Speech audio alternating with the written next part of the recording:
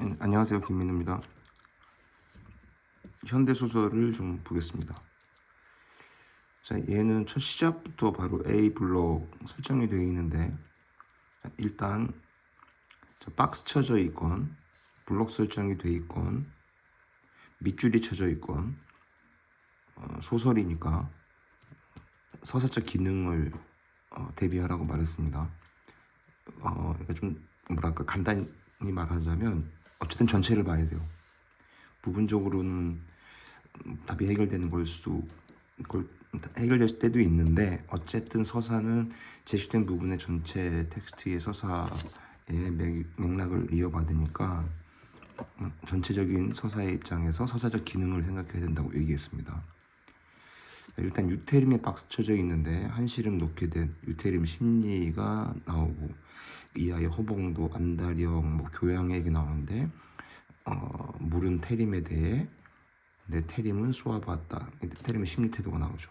그럼 그 아래쪽을 보게 되면 또 태림은 생각할 여유를 달라면서 난처한 문제가 아닐 수 없었다. 심리 태도가 나타나. 자, 그러면 키는 소설에서 서술자로부터 시점 판단하는 것에 있다고 얘기했잖아. 왜냐면 중심 인물이 체크되어야 되니까. 얘 같은 경우는 유태림에 박스 쳐져 있는데, 서술자는 그럼 텍스트 밖에 있는 등장인물이 아니라는 걸로, 즉 3인칭이 되겠죠. 3인칭이라면 전제적 작가 시점이냐 관찰자 시점이냐 알 수 있는데, 유태림의 심리태도, 성격이 제시되어 있는 걸로 봐서는 특정 인물의 시각, 즉 초점화를 예상할 수 있는 구역에 블록 설정이 되어 있는 겁니다. 중략 아래쪽에 보니까 역시 유태림이 흥분했다 이렇게 나오잖아요.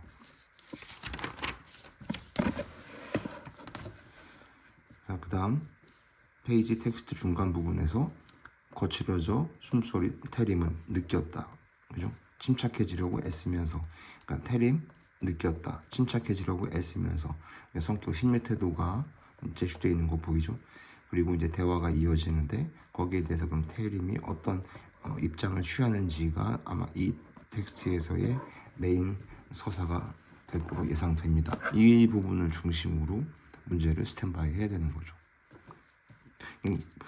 간간히 반복하고 있지만 우리 텍스트를 보고 난 뒤에 문제를 풀면서 왜 그렇게 말했는지를 좀 생각해 줬으면 좋겠어요.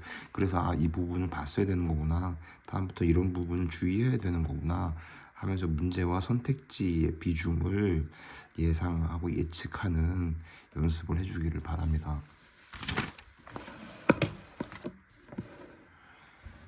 네, 여기서는 서사문학이잖아요, 소설이. 자, 근데 서사는 시간의 흐름에 따른 이야기 전제란 말이에요. 그런데 어떨 때는 시간 불일치가 발생해요. 시간 불일치가. 즉, 서술하는 시간과 서술되는 시간이 다르다는 거죠. 서술하는 시간은 현재인데 서술되는 시간은 과거라든지. 근데 얘랑 관련되어 있는 게 서술하는 자와 서술되는 자가 또 불일치될 때가 있어요. 즉, 서술하는 자는 성인인데 서술되는 자는 유년일 때가 있는 거죠. 요거를 좀 봐야 되는 텍스트로 보입니다. 자, 그러니까 첫 부분에 바로 내 기억으론 이러잖아요. 그럼 지금은 아니야. 내 기억으론 일단은 1인칭은 예상되죠. 그럼 주인공인지 관찰자인지 판단을 준비해야 되겠지. 나는 그 앞에 그렇게 무력했고 그는 그렇게 전능했다, 어마무시했다. 625가 나오고 밑줄 친 기억 니은. 자, 다시 말합니다. 블록 설정되어 있건 박스 쳐져 있건 밑줄 친 부분이건 서사적 기능이다. 텍스트를 읽어가면서 전체 서사를 꼭 염두에 두기를 바란다. 내가 이렇게 블록 설정한 이유는 지난 글씨체로 의미 풀이 문제가 나와 있긴 하지만 요것 때문이죠. 후에 알게 되었다. 이렇게. 자, 앞에서 내 기억으론 후에 알게 되었다. 지금 서술하는 것 같지는 않잖아, 그지? 내 기억으론 후에, 나중에 알게 되었다. 그리고 이어서 밑줄 친 디귿 중략 부분 줄거리. 중략 부분 줄거리의 형광펜 체크한 이유는 동병상련의 감정을 느끼면서 심리 태도가 나와 있기 때문이죠. 이웃인 설이 엄마의 동병상련 감정 느끼면서 월북한 오빠와 관련된 집안사정. 여기서 월북이란 단어는 위에 나왔던 6.25와 관련된 얘기였겠지. 자, 그리고 그 이하에 틀리라는 단어가 나오는데, 이 텍스트 제목은 틀리가 들어가 있어요. 그래서 박수 친 거예요. 뭐 시와 약간 유사한 측면도 있으니까 제목에는 시일 경우 시측 대상이 대체로 드러난다고 했잖아요. 자, 그 아래쪽에 또 보면 3년이 지나도록 거부 반응은 불쑥불쑥 나를 괴롭혔다.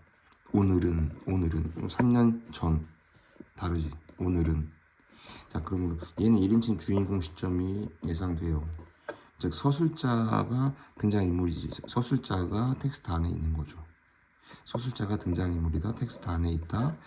서술자인 나. 그러면 성격, 심리, 태도를 주목해야 돼.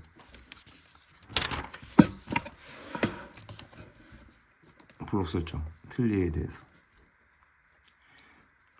통증. 덜어지지 않았다. 이 고통. 틀리 뽑아냈다. 이렇게 가벼울 수가. 나는 편안감. 밑줄친 니을. 중력 부분 나왔던 서리 엄마에 대한 심리태도와 관련된 구역. 밑줄친 니을. 다시 B블록 설정. 그리고 아래에 이어서 미흡. 그러니까 다 서사적 기능. 뭐 불편하더라도 뭐 어쩔 수 없어요. 소설이 서사문학이니까 전체 스토리에 대한 이야기를 체크하지 않으면 중간중간에 나와 있는 블록 밑줄 박스 문제가 해결이 안 될 때가 있어요. 그 부분만 읽고서는. 자, 오른쪽에 내가 이렇게 블록 설정한 이유는 특히 요 구역 때문이죠. 아픔은 결코 틀리에서 기인한 아픔이 아니었다. 나는 서리 엄마가 부러워서. 중요한 부분 줄거리 심리태도 나와 있던 부분. 동병상련이지만 부러움. 그녀에게 선망과 질투, 동병상련이라고 생각했는데 결국 실체는 선망과 질투. 그래서 아팠던 거다. 제목, 세상에서 제일 무거운 틀리. 나의 심리태도가 이 문제의 비중이 아마 훨씬 높을 겁니다. 자, 그 다음 사포곳 이렇게 시작하는데, 자, 면민들에겐 크나큰 사변이 아닐 수 없었다. 뭐 큰일이 아닐 수 없었다. 사포곳 산과 바다 장터 들판 비상한 충격. 미군 부대가 들어선다는 소문. 주민들은 엇갈린 관심. 기대 건 사람. 부담과 우려를 품은 사람. 자, 그럼 여기까지 왔었을 때 얘는 1인칭 같진 않죠. 그지? 1인칭 같진 않죠. 서술자가 등장인물인 경우는 아닌 것 같다는 거지. 면민들, 주민들, 관심이 심심찮던 사람, 반면 부담과 걱정 가졌던 사람, 조도, 나도, 우리도 이게 아니잖아요. 그럼 예상대로잖아. 그럼 3인칭이죠. 그럼 전지적 작가 시점이든 관찰자든 할 텐데 심리가 드러나 있다면 전지적 작가 시점일 거고, 그 중에서 그 이외의 다른 등장인물들의 심리 태도가 드러나지 않는다면 초점화, 특정 인물의 시각을 예상할 수 있는 거죠. 그리고 자, 조에 박스 쳐져 있고, 미군들 이질적 풍속 마주치면 미추진 기억, 가늠해보고자 했던 것이다. 조의 심리 태도. 믿고 있었다. 조의 심리 태도. 예상한 스텝으로 흘러가는 거죠. 자, 그리고 또 아래쪽에 A 블록 설정되어 있어요. 근데 조는 소름이 끼쳤다. 조는 소름이 끼쳐졌다. 문명의 불빛이라기보다는 야만스러움. 미군들, 경계지표 저 엄마, 불빛, 미추친 A, 미추친 부분 문제, 박스, 블록 설정, 서사적 기능이다.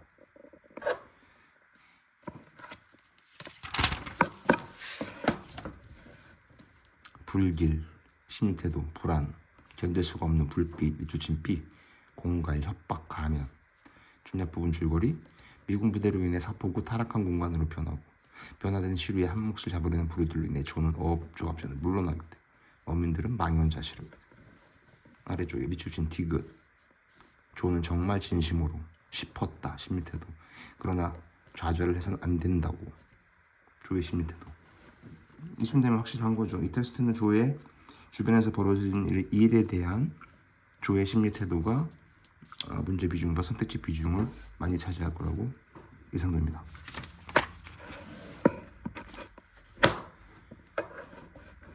자, 앞부분 줄거리.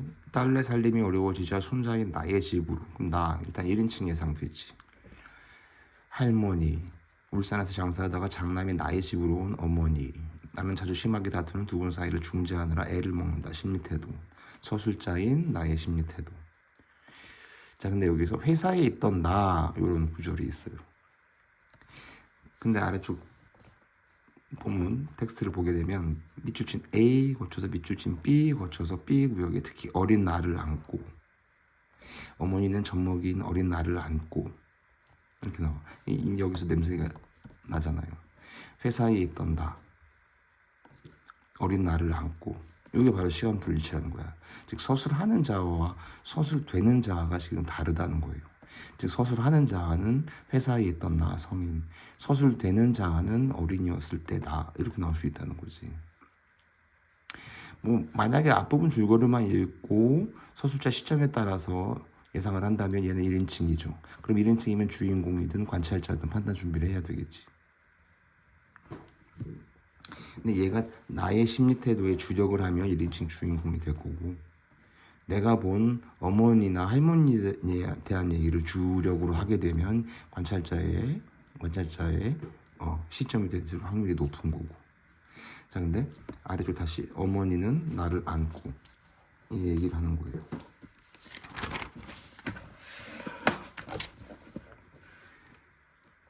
여기까지 길게 울산으로 나오자. 그때 네가 5살 때. 그때 네가 5살 때. 내가 무명지를 깨물어. 이 살점이 날아간 손가락. 내가 고등학교 입학하던 날밤. 자, 내가 고등학교 입학하던 날밤. 이것도 서술하는 시간이 다르죠. 내가 고등학교 입학하던 날 있었던 일은 지금 현재 서술하는 시간이 아닌 거예요. 앞부분 줄거리에 나왔듯이. 그러니까 중략 거쳐서 아래쪽 내려오면 아내가 잠시 부엌으로 나간 자리를 비운 사이 그 자리에 내가 앉아있어. 아내가 이런 말이 나오잖아. 그럼 여기는 결혼 전이고 중략 이하에는 결혼 후란 얘기예요. 근데 이게 바로 시간. 소설이 서사문학이니까 서사는 시간의 흐름에 따른 이야기니까 예전에 한번 얘기했습니다. 소설의 기본 시제는 과거다. 그런데 현재가 등장하기도 한다. 과거 현재가 반복되기도 한다. 그래서 시간 불일치라고 하는 것도 알아둬야 된다. 서술하는 시간, 서술되는 시간을 구별해라. 기억하세요.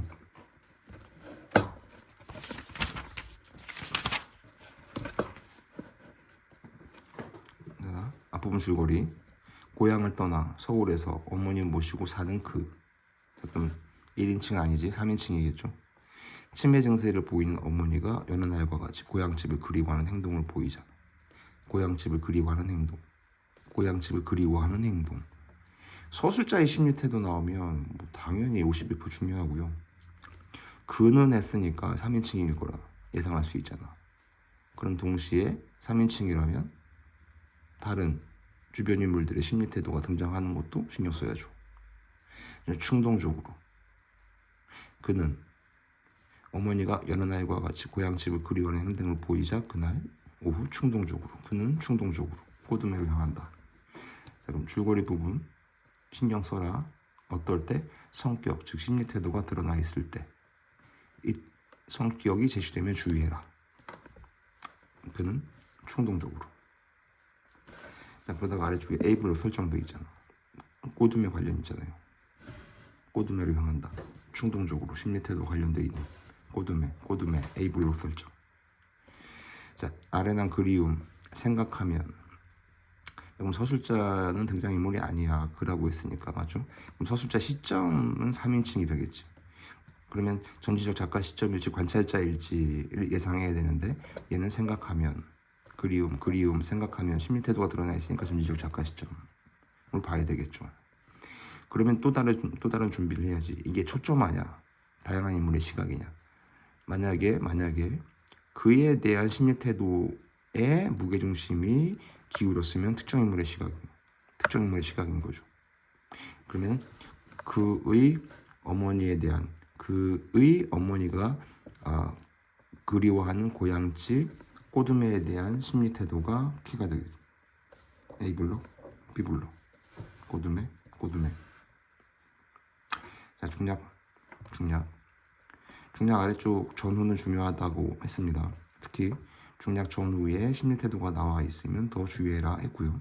자, 여기서는 중략 전후에 또 B블록, 밑줄친 기억, 밑줄친 니은 하면서 이렇게 보존돼 있어요. 그걸 보라는 거죠. 중략시켰다. 그러면 중요한 구역에서 끊고 다시 중요한 구역에서 시작. 이런 원리가 적용되니까요. 오른쪽 넘어와서 행인들에 대한 얘기. 기차가 종착역 K시 아침 7시. 꼬두매라고요? 금시tum 못 들어봤는데요. 그럼 작곡이라고 가르쳐주자. 전혀 낯선 곳. 암만 해도 엉뚱한 곳으로 잘못 찾아온 것이라 생각했다. 그게 생각이겠지? 자, 여기 아래쪽에 밑줄 친 리을. 근데 리을 봐. 느낌이었다. 힘이 쭉 빠져버린 느낌이었다. 아무리 봐도 작곡의 힘에 틀림없었다. 그의 기억 속에 있는 풍경.